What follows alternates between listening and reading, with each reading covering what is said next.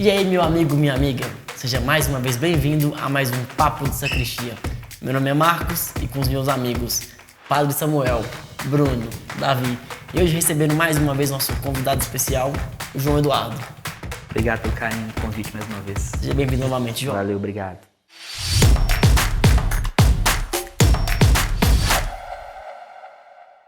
O Evangelho de Lucas diz que Jesus foi crucificado entre dois ladrões, o da direita e o da esquerda. Mas e aí, algum ladrão era mais honesto? Bom, o que se converteu foi o da direita. O que se converteu foi o da direita, né? Como eu disse, porque da esquerda tinha um dedo a menos, né? Eu tava imperfeito. Mas falando então sobre direita e sobre esquerda, a igreja ela pode ter uma preferência, no caso dos ladrões, ela pode ter um posicionamento? Você está falando desde o ponto de vista político? Também. Bom, desde o ponto de vista político, acho que o que fica resguardado é que são esferas diferentes. Uma coisa é a esfera religiosa, outra é a política. A esfera religiosa, ela tem os seus recolhimentos, o que eu quero dizer com isso? Tem coisas no religioso que estão solidificadas, como é o caso de um dogma. Eles estão para além de uma compreensão à esquerda ou à direita. Eles são o que eles são, né? Tem um vídeo muito engraçado. Pode ser questionados, né? Tecnicamente seria isso, mas não no sentido de que a igreja não está aberta ao diálogo, no sentido de que eles são o que são. Você vai questionar que eu estou sentado em cima de um sofá? Quer dizer, um dogma é isso, é um fato. Então, quer dizer, não tem como ser à esquerda se o sofá está aqui ou à direita se o sofá não está. Você pode ter uma compreensão sobre a cor, sobre se é macio ou não, mas é um sofá. Então a igreja tem coisas assim. E é diferente do universo político. Tudo que o universo político não pode ser cristalizado. Porque se ele está cristalizado, ele pode ser uma ditadura. Se ele está cristalizado, ele não está aberto para a dinâmica própria da história. Então você percebe? Naturalmente nós temos aqui, não só do ponto de vista do objeto religioso, objeto político, como das características próprias de ambos os universos. Então, mas antes da gente avançar, então, eu acho importante também definir o que é direita e o que é esquerda. Pra gente falar se você soubesse, me conta. Alguém aqui sabe? Alguém sabe o que seria direita e o que seria esquerda? Do ponto de vista político? Acho que definir isso chega a ser uma utopia, porque, principalmente no cenário brasileiro, né? Eu acho que não tem como a gente definir hoje. Eu não queria tentar definir usando esse parâmetro, mas eu acho que para a compreensão vai ser o mais fácil. Não tem como a gente definir a direita ou a esquerda como Lula e Bolsonaro, ou então como PT e hoje o partido que junta essa chamada direita brasileira, que é o PL, né, que é o Partido Liberal. Eu acho que é muito difícil a gente definir direita e esquerda pelos partidos, né? Você quer dizer que o PL ocupou o lugar do PMDB? Ou MDB? Não, tô brincando, é uma provocação. Mas aí é que tá o negócio. O MDB nunca foi direita. O MDB é catatudo. Não, é isso que eu tô dizendo. É porque você diz assim, de alguma forma ele tá um pouco nesse centro, assim. Quando ele é catatudo, né? Tinha essa definição. Catatudo. Se a gente for pegar na história política brasileira, desde a época da ditadura, se a gente precisar falar assim, olha, esse partido aqui é um partido de direita, seria o Arena, né? Que é o partido do famoso Carlos Lacerda, né? E de todos aqueles políticos emblemáticos. Que todos eram eleitos legitimamente, pelo voto indireto. Não tinha corrupção, não tinha corrupção. Então, agora, por exemplo, quando a gente pega o MDB, que é um partido que é muito importante na história da democracia, porque era o partido de Ulisses Guimarães, né, que escreveu a Carta Magna. O MDB nunca foi direito. O MDB, ele é... Tanto que na maioria das vezes o MDB apoiou o PT, né, nas grandes eleições. Mas eu acho que chega um momento que é interessante a gente falar sobre a questão do Brasil, mas eu acho que é interessante ainda um passo atrás, né? Considerar como é que isso surge. Eu acho que a maneira como surge essa questão da direita e da esquerda, ela de alguma forma ajuda a entender o que você está falando, que a diferença não é muito clara. Né? Porque isso surge lá naquele contexto de Luís XVI, um pouco ali já percebendo que não dava para manter a monarquia na França, né? Então aí entra aquela ideia, convoca seus estados gerais, começa a refletir sobre a situação da França, termina numa Assembleia Nacional, onde aquilo que era, vamos discutir uma maneira de atualizar o Estado, termina num questionamento sobre se precisamos de um rei ou não. E aí, historicamente, aqueles que estavam mais à direita estavam mais ligados à ideia de vamos fazer modificações, mas nada muito drástico. Sim. Talvez aqui uma freada de arrumação. Os que estavam à esquerda, né, que eram os jacobinos, não. A gente quer uma ruptura mais abrupta, né? Chega-se ao ponto, por exemplo, um desdobramento a questionar a própria necessidade do rei como interventor, como aquele que pode ou não dar veto sobre leis. Então, isso historicamente. Aí depois tem os seus desenvolvimentos, desdobramentos. O fato é, nós tendemos a imaginar que uma pessoa de direita seja aquela que está mais ligada à conservação, Justamente. daquilo que está estabelecido, Justamente. que está para além do fato de ser alinhado com Bolsonaro, isso, aquilo, alguém que está preocupado com a conservação, e a esquerda mais ligada à ideia de alguém que tem uma pauta mais progressista. Tanto que nos Estados Unidos nós chamamos conservadores e progressistas, né? O pessoal se divide em 2 partidos, né? Democratas e republicanos, e todo mundo sabe que são conservadores versus progressistas, né? Só que essa ideologia, esse jeito de pensar direita e esquerda no Brasil está começando a fluir agora. O pessoal não pensava dessa forma, né? Mas do ponto de vista econômico, a diferença não é bem essa, né? Assim, mas o que seria uma direita e esquerda do ponto de vista econômico? O que você está dizendo? Eu quero te entender o que você quis dizer com isso. Eu tenho a impressão, por exemplo, quando você fala que você é de um partido de direita, eu entendo a conservação não, né? Mas você vai deixar com que as coisas se rearranjam dessa própria forma e do ponto de vista esquerdo, que o governo vai tomar o poder para si e controlar as coisas. Aí é que está o engano, que é a confusão. Porque o que você definiu como direita é uma espécie de liberalismo. No Brasil cola, fora não. Não cola não. Não cola? Você está querendo dizer, por exemplo... Ainda mais porque o Brasil precisa exportar tudo que ele produz para ter uma economia saudável. E pense em casos clássicos, como por exemplo, Margaret Thatcher na Inglaterra, que era de direita. Você acha que ela era contra o Estado intervindo na economia? Nunca, jamais. Não é nada mais contrário do que isso para o Dama de Ferro. Então, quer dizer, aqui no Brasil se confunde a ideia de um liberal com ser de direita. O liberal conservadorismo na Europa seria uma esquerda para nós aqui. Quer dizer, alguém está dizendo, olha, o Estado se regula. Nós não precisamos necessariamente, se nós temos estabilidade, se nós temos um superávit primário, a economia se regula. Aqui para nós isso seria mais alinhado a um pensamento de direita, né? Aqui se confunde. Inclusive no governo atual as coisas se misturaram de um jeito, para dizer assim, com muita polidez, catastrófico.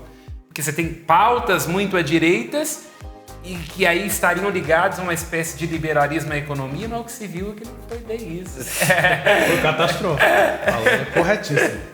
Por isso que eu disse, é muito difícil definir direita e esquerda no Brasil por um viés único. Quando você coloca o liberalismo econômico quanto o conservadorismo, aí você pega hoje, basicamente, voltando mais uma vez à questão eleitoral, aos costumes contra a reformulação desses costumes, né? Que é o que está pegando mesmo, as grandes brigas familiares e etc. E todo esse contexto político que nós estamos vivendo, basicamente gira em torno desses 2 propósitos. Então, a gente vai definindo pouco a pouco.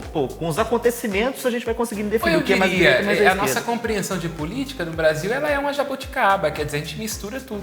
Justamente. Tanto que o nosso voto no Brasil, isso que está evidenciado nessa onda bolsonarista, ele é muito à direita do ponto de vista dos costumes.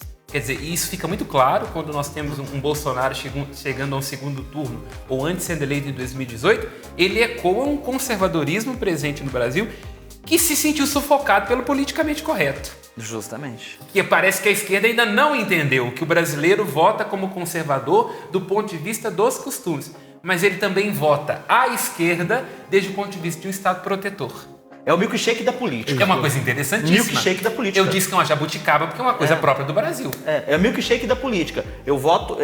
Foi o que nós dizíamos. É porque o jabuticaba é uma fruta do Brasil, como a manga é da Índia, entendeu? Essa é a piada. É o milkshake da política.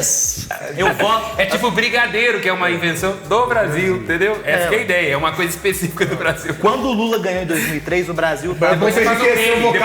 Depois você faz um meme disso aí. Não consegue, né, Moisés?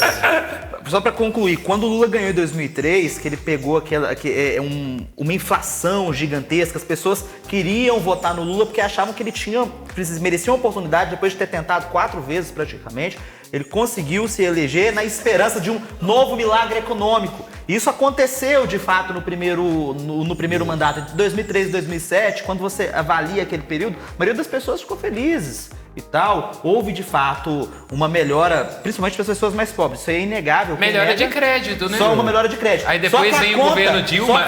Só que a conta chegou. E a conta chegou no próprio governo Lula. 2007 para frente, as pessoas tiveram que pagar tudo que aconteceu atrás. E essa conta está sendo ainda paga por nós até hoje ainda, depois de mais de 4 anos aí, longe, fora dos governos do PT. Então, quando a gente vê todas essas ações e a gente vai definir o que é bom, é muito difícil definir o que é bom e o que é ruim. Se foi bom naquela época, foi bom, mas a conta está vindo agora. Então, definir direita e esquerda pela forma de governar aqui no Brasil é muito difícil também. A começar do fato também, sejamos sinceros, e aqui eu não quero tomar a perspectiva de um lado ou de outro, mas nunca houve um enriquecimento tão grande de empreiteiras e banqueiros como nos anos do governo Lula. Justamente. Não estou dizendo que foi ruim, não quero aqui fazer uma acepção, mas é o óbvio, então não dá para dizer que alguém assim é de esquerda. Que não acontece. Mas ao mesmo tempo, se você for perguntar para alguém que está com medo de apertar 13 na urna, vai dizer, não, é comunista, não pode, é voto vermelho. Quer dizer que o governo Lula foi um governo assim que foi a mãe dos pobres, foi o pai dos pobres, mas foi a mãe dos ricos. Né? Eu diria que uma mãezona, inclusive. Basta cada um de nós olhar o número de brasileiros com o nome no SPC. Não que os outros governos não fossem assim. Mas houve uma expressão maior nos governos. Lógico, ele pega a social-democracia que tinha uma manifestação ali tímida na época do FHC. Justamente. E desenvolve isso. A casa estava mais ou menos arrumada. Sim. Ele pega a sobra do caixa, pega o boom de commodities e fala assim, agora Bolsa Família distribui para todo mundo. E é a grande herança. Só é importante dar um pezinho. Achei que tinha caído alguma coisa aqui em mim. Só é importante dar um pezinho para falar das commodities, né? Commodities, para quem não sabe, são os produtos, né, que são produzidos num país, né? O que é vendido, exportado ou importado. Isso traduzindo, agro é tech, agro é pop, agro é tudo. Depois de falar isso vem Globo, natureza. Eu quero patrocínio. Eu quero patrocínio pra Mãe Piedade, viu? Só fazendo 2 comentários antes. O João tinha falado que o Lula tentou várias vezes. O Ciro se encontra na mesma situação. Só que na próxima eleição, acho que o Ciro pode ser mesário, né? Se ele quiser participar das eleições, ele pode ser mesário. O Ciro traduz muito bem o que significa você colar um ideal de esquerda e de preocupação social numa pessoa e ela se torna um mito. Embora o mito esteja associado ao presidente Jair Messias Bolsonaro, o Lula também é um mito de esquerda. Nós não tenhamos uma ilusão. Sem a figura do ex-presidente Lula, que já passou da casa dos 70 e tantos, é muito difícil você pensar num PT conseguindo chegar a segundo turno de eleição. Justamente. O tanto que o Lula, foi o que nós dizíamos há um tempinho atrás, né? O Lula, ele se coloca no dia da prisão dele em Curitiba, ele se coloca lá diante do Sérgio Moro e de todos que iriam prender lá da Polícia Federal, ele se coloca em cima daquele trio elétrico e diz ao povo que ele passaria o resto da vida na cadeia sabendo que ele era uma ideia, né? Ele já não era ele por ele. E isso é problemático. Quando você olha, por exemplo, para ser sincero, perdoa tomar assim a palavra, mas você vê que tem momentos em que ele fala assim, olha, mas eu... tão santo como Jesus Cristo... Ou então ele confunde calúnia e injúria com blasfêmia. Jesus Cristo olhando, tipo então assim. tem uma coisa problemática. É para deixar claro aqui que nós estamos valorizando e batendo ambos os lados. Justamente. Para dizer que assim como tem uma coisa muito problemática, que essa projeção até falicamente duvidosa, para usar uma expressão freudiana no Bolsonaro, também tem uma coisa que não é muito normal ali com relação ao Lula. A idealização de um líder. Justamente. Tá? São 2 líderes que são antagônicos, isso é fato, né? Eu acho que eu, enquanto brasileiro, agora desvestindo essa carapuça aqui de jornalista, que é uma carapuça que às vezes eu preciso me despir dela, né? Graças a Deus por isso, inclusive. Preciso me despedir dela para falar determinadas coisas, estão me despindo agora. É complicado dizer isso, mas a situação do Brasil em um segundo turno como esse não é uma situação boa. A boa parte dos brasileiros, aí cerca de 40 milhões deles que não foram no primeiro turno votar, essa abstenção gigantesca, ela mostra bem que o brasileiro, por mais que ele soubesse que o resultado chegaria mais ou menos nisso aí que nós estamos vendo agora, ele não está satisfeito com isso. O O Brasil precisa de líderes novos. Não são líderes de direita ou de esquerda, ou que são mais conservadores, ou que são mais progressistas. Não é isso que o brasileiro quer. O brasileiro quer um líder que seja Brasil. Precisamos de políticas, né? e de político. Voltar ao sentido de uma real política, que é o fato, para além de fla-flu. Justamente. Eu vejo muito aquele... Já viu? Se não estou errando a referência, tem um filme chama Diamante de Sangue. Já Do assisti. tráfico. É muito triste. Mas tem um ponto lá que os traficantes, que as crianças roubam uns diamantes, e ele pergunta, manga larga ou manga curta? Pra saber se ele corta no punho ou corta no braço. E a escolha que eu vejo exatamente. Como o Davi gosta de falar, o lado da bunda você quer tomar a injeção. Essa é a escolha do segundo O turno. ferro vai vir de qualquer jeito. Vai. Bem no centro. Já que a gente O centrão tá fora. Centro. No centro não pode não. Nunca esteve tão dentro. Já que a gente tem tá falando assim, né, e o Marcos trouxe lá no início da pergunta, lá do ponto de vista da igreja, eu vejo assim, do meu ponto de vista, se eu fosse analisar assim, do ponto de vista econômico, que é a impressão que eu tinha, eu diria que é natural que o cristão ele vá apoiar mais algo que para mim era de esquerda, no sentido de que vai ajudar os pobres e vai ajudar quem necessita, que vai dar, por exemplo, uma condição de saúde, um SUS, uma educação para todos, e eu acredito que isso é muito positivo, né? Mas que é aí muito eu queria, vinculado. mais uma vez, pedir desculpa pela interrupção e não querendo cortar o seu raciocínio, mas aí eu acho que tem uma coisa que precisa ser questionada. Alguém conhece um regime que tenha distribuído mais riqueza do que o próprio capitalismo? Porque, por exemplo, para citar de novo Margaret Thatcher, ela fala assim, não existe dinheiro do Estado, existe dinheiro do contribuinte. Então, de alguma forma, será que realmente os regimes de esquerda distribuem riqueza ou pobreza? É uma pergunta. Aí pra fazer um... Na história, Pega uma Dinamarca da vida. Tudo bem, teria pautas mais progressistas, mas aí compara com uma Cuba. Fica a dúvida, será que realmente são essas pautas de esquerda que elas distribuem riqueza? Não sei, um questionamento. Mas eu ia dizer assim... Mas pode concluir depois, João, que eu atravessei vocês. A impressão que eu tenho, né, assim, que ajudar, do ponto que é a impressão que a esquerda passa mais forte, né, a luta parece ser muito essa, é algo que eu considero positivo, né, que eu diria, inclusive, que é natural. O Marcos perguntou assim, a igreja tem que posicionar? Eu, no meu ponto de vista cristão, acredito que sim, a gente deve defender o pobre e ajudar os necessitados. Agora, o que eu vejo acontecendo muito, a gente falou muito, o que está acontecendo no Brasil e tal, é que você tem uma grande dita margem que vai apoiar esses partidos de esquerda progressista, que eu acredito que trazem consigo um problema muito maior, porque aí traz para as leis e traz para algumas decisões que vêm do governo que apoiam, por exemplo, movimentos de aborto, que apoiam, casamento entre pessoas do mesmo sexo, homoafetivas, que aí eu acredito que vai de contrário... Constrangem a perspectiva oficial da igreja. Isso, Constrange a É perspectiva. porque uma coisa não vem sem a outra. É por isso que eu acho que há É um combo, né? É o combo. Não tem como, por exemplo, eu votar num candidato de um partido socialista, de um partido à esquerda mesmo, principalmente os mais radicais, não vou citar aqui quais, mas todo mundo sabe quais são. Não tem como eu votar neles, porque eles defendem uma bandeira que eu tenho, mas defendem uma outra que eu não tenho. Não tem como eu escolher qual bandeira ele vai defender. Mas aí- ele vai aí- defender o combo. Mas aí é que eu discordo um pouco, e até aqui, mais uma vez, me despindo da perspectiva do padre, mas entrando também como cidadão, como quem está reflexionando. Eu acho que a política é justamente isso. Mais uma vez, indo à definição robesiana clássica da política.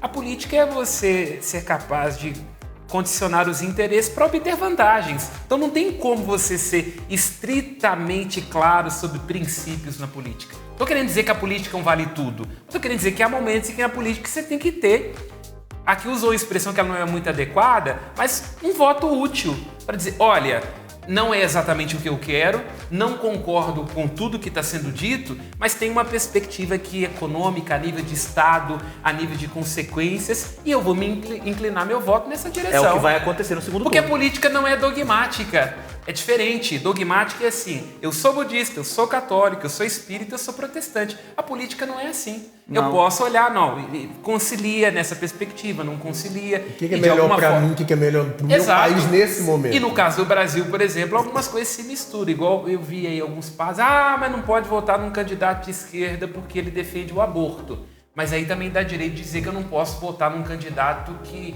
não correu atrás de vacina. Exatamente. Gente, se eu coloco a coisa num fla-flu, então Ninguém cruzemos os merece, braços. ninguém merece o voto. Sabe? Ué, porque genocídio por genocídio, incentivo disso por incentivo daquilo, apoio disso por apoio daquilo. Aí alguns vão dizer, padre, entra lá no Brasil Paralelo, vê o padre Paulo Ricardo, que você vai ver que tem estratégia gramsciana, que tem não sei o quê. Tudo bem, nós sabemos essas coisas também, mas eu tô querendo dizer que o voto não pode ser simplesmente entre preto e branco. Fla-flu, porque a política é mais do que isso. Tem que ser feito meia-culpa de todos os lados, ver o que é bom, o que é ruim, para o eleitor, de fato, conseguir fazer aquele processo de falar, esse aqui atende pelo menos a 40% das coisas que eu acho que são justas no país, por isso eu voto nele. Uns entendem de história e filosofia, eu entendo de memes. Você já viu um episódio do Simpson que o Homer vai chegar pra Marge todo bombadão assim, mostrando os músculos dele e atrás tá tudo amarrado, as banhas dele. É exatamente esse o voto quando escolhe o candidato. E aí o que eu acho que é problemático quando mistura a perspectiva política, porque eu vejo uma infantilidade terrível na internet. Do ponto de vista de que você associa, por exemplo, um candidato à representação do mal, do demônio e por aí vai. Isso é de uma infantilidade terrível. Gigantesca. Você pode chegar à conclusão que aquele candidato é perverso ou que ele está tendo uma perspectiva Fora política. as notícias falsas. Não, é Falsas, horrível né? isso, porque isso impede a capacidade de pensar. É binarismo. É aquela coisa, por exemplo, quando a gente era pequeno, que a mãe falava assim, não brinca com fogo que mija na cama. Por favor, o debate político tem que ser para além disso. Justamente. Tem uma série de variáveis que elas têm que se encontrar, que têm que ser ponderadas, para além de comunismo e genocídio. Isso é de uma infantilidade crassa. Justamente. Eu não discuto nem por medo de ser castigado pela CNBB ou pela doutrina da fé, né? Porque eu tenho preguiça de um debate pobre assim. Somos dois. Preguiça. Justamente. Mas, padre, aí como é que fica a questão até tirando Da um CNBB.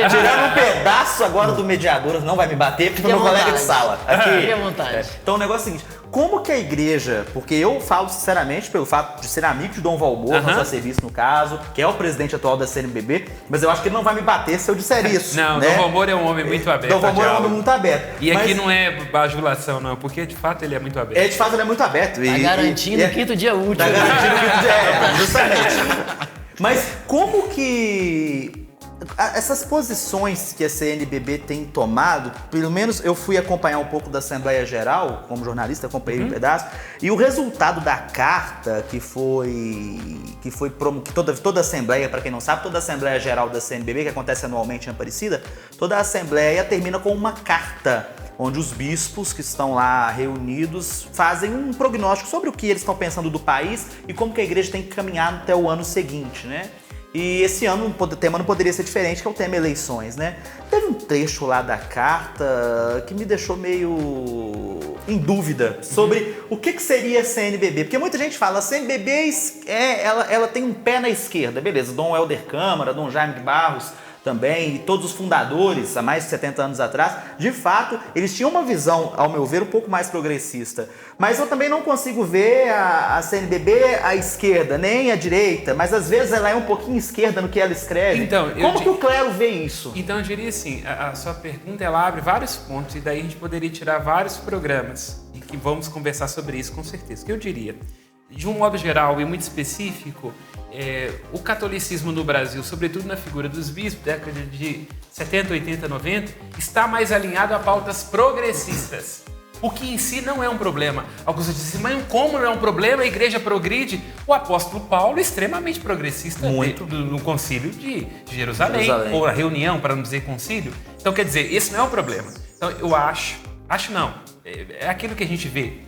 Tem uma perspectiva mais alinhada a pautas progressistas. Em algum momento se acabou se conciliando, por exemplo, com questões relativas à teologia da libertação, atuações mais diretas do ponto de vista de solucionar questões pontuais de injustiça. O próprio Partido dos Trabalhadores, o Lula fala isso o tempo todo, surge dentro de comunidades eclesiais de base. Então, isso para mim em si não é um problema. Então, está mais alinhado à esquerda. O que está acontecendo agora é que parece, que eu digo com muita naturalidade, é que há um pouco um hiato. Nós teríamos um laicato mais ligado a movimentos conservadores e o episcopado mais ligado às pautas progressistas. O que eu acho? Há espaço para isso dentro da igreja, desde que a gente entenda que não precisa ser uma dicotomia. Pode haver correspondência, complementariedade. Outros movimentos. Exato. Aí o que eu diria? Por exemplo, esse documento que a CNBB ele lançou agora, ele está mais... Não um documento, melhor dizendo, né? Esse comunicado que ela faz. Ele está mais alinhado a uma pauta progressista. Enquanto os leigos estão mais alinhados ao conservadorismo. E isso quero usar aqui da maturidade de todos que nos escutam nessa perspectiva. Está mais alinhado a uma pauta progressista. Que não tem a ver com esquerda e não tem a ver com comunismo. Tem a ver com um encaminhamento e com uma direção. Agora, o que eu acho que é problemático? Quem sou eu? Um padre recém-ordenado.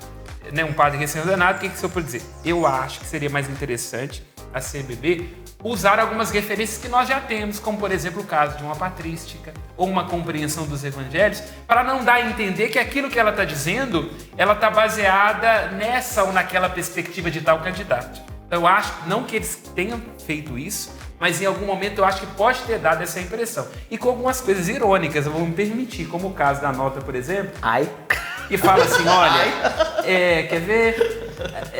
Aí diz assim, o compromisso com a promoção, cuidado e defesa da vida, desde a concepção até o seu término natural, bem como da família, da ecologia integral, do Estado Democrático de Direito, até aí, ótimo, Sim. Perfeito.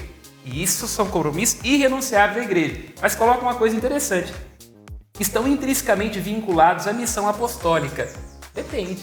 Por exemplo, a igreja não é uma democracia. Justamente, a igreja é praticamente uma monarquia. Por exemplo, É uma monarquia, né? entende o que eu quero dizer? Eu estou ironizando esse A igreja ponto. tem o Papa, que é o rei, e os príncipes são os cardeais. Eu estou ironizando esse ponto para Justamente. poder dizer assim, que olha, tem uma sensibilidade profunda e eu não tenho dúvida da genialidade dos bispos que escrevem isso, só que eu acho que é preciso sempre se perguntar sobre as fundamentações, sobre as referências que são ali colocadas e sobre a recepção do público. Quer dizer, o público que vai ler isso aqui vai entender em que perspectiva. A perspectiva de uma igreja que ecoa São João Crisóstomo, que diz, se você não reconhece na porta da igreja, no mendigo Cristo, não vai reconhecer no cálice, ou está ecoando uma pauta de Che Guevara? É isso que eu acho que os padres e os bispos têm que se perguntar. Se ao dizer alguma coisa que é núcleo da igreja, preocupação com os mais pobres, aquilo não parece que está colado naquele voto, daquele candidato. Justamente. Preso em Curitiba. Você foi, justamente, você chegou num ponto que me instiga a dizer o que eu vou dizer agora. Eu vou dizer vou citar isso até em números. Você citou São João Crisóstomo, que falou dos mendigos, né? E isso é uma das frases mais célebres de São João Crisóstomo, não é? Se você não reconhece Jesus do mendigo, você não vai reconhecer na Eucaristia ou no cálice.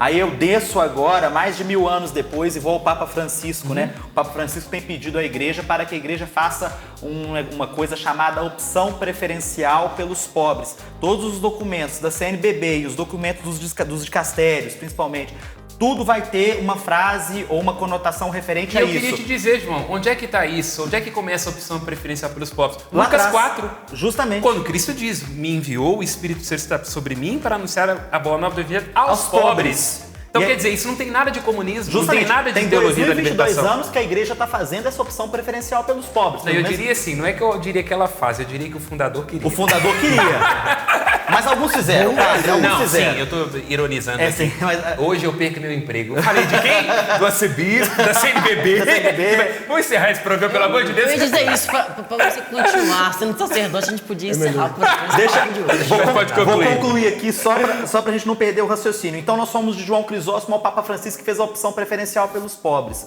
Eu tenho um amigo jornalista que fez um artigo para a Folha de São Paulo, certa vez, e ele escreveu algo que sinceramente é o que a igreja vive hoje. No meio dessa confusão toda entre direita e esquerda, e um laicato que vai à direita, e um clero, às vezes, parte do episcopado, que vai mais ao progressismo, não dizendo de PT ou de direita ou de esquerda, mas progressistas e conservadores, a base mais à direita, a cabeça mais à esquerda. Enquanto o povo, enquanto nós, igreja, às vezes, fazemos essa opção preferencial pelos pobres, os números no Brasil mostram que os pobres estão fazendo a preferência deles pelos evangélicos. Mas é por isso que eu Então, estou dizendo. pelo protestantismo. Então a igreja, assim, ao meu ver, assim, agora vestindo novamente a roupa de jornalista, né? Vestir aqui.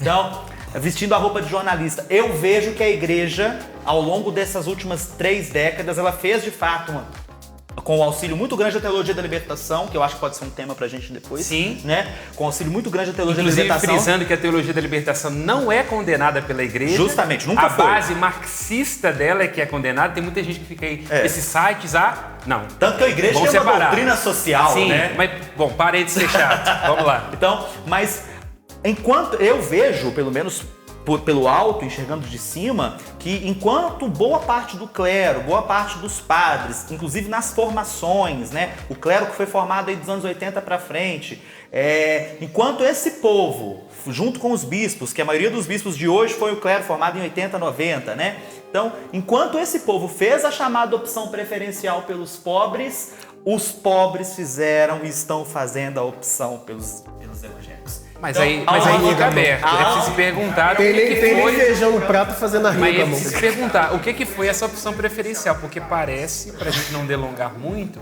que essa opção gerou um certo ressentimento. Quer dizer, optou-se em que medida, com que referência?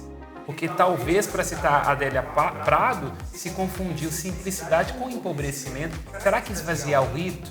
Será que não usar vestimentas? Será que abandonar aquilo que é o patrimônio da igreja significa abraçar o pobre?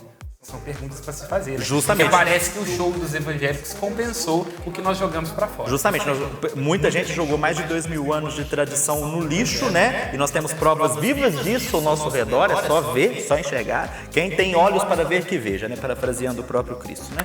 Então, olhando isso, a gente vê que os evangélicos fizeram a opção, os pobres fizeram a opção pelos evangélicos, e isso está cada vez mais intrínseco na sociedade, né? Os números do censo que vão sair no início do ano possivelmente vão mostrar isso. E então, essa direita e essa esquerda, a reflexão sobre esses dois pontos de vista que são muito diferentes, estão muito dentro do nosso cotidiano, só não vê quem não quer, eles refletem inclusive nos nossos números enquanto igreja, né? Então, alguma coisa está mudando, parece, né? Algo está mudando, o jeito das pessoas pensarem está mudando, inclusive dentro da igreja. Cabe a gente pôr a mão no rabo desse cometa e ver o que vai Eu não acontecer. diria que está mudando, né? Nós temos uma bagunça, mas fica para os próximos encontros. Amém? Amém. Amém. Você que acompanha a gente pelas redes sociais, acesse lá no Instagram, @mãepiedade, tá bom? @mãepiedade. Enquanto isso, se inscreva no nosso novo canal no YouTube, Papo de Sacristia, tá bom? Coloca lá na retranca, ativa lá as notificações e bora conversar. Um abraço.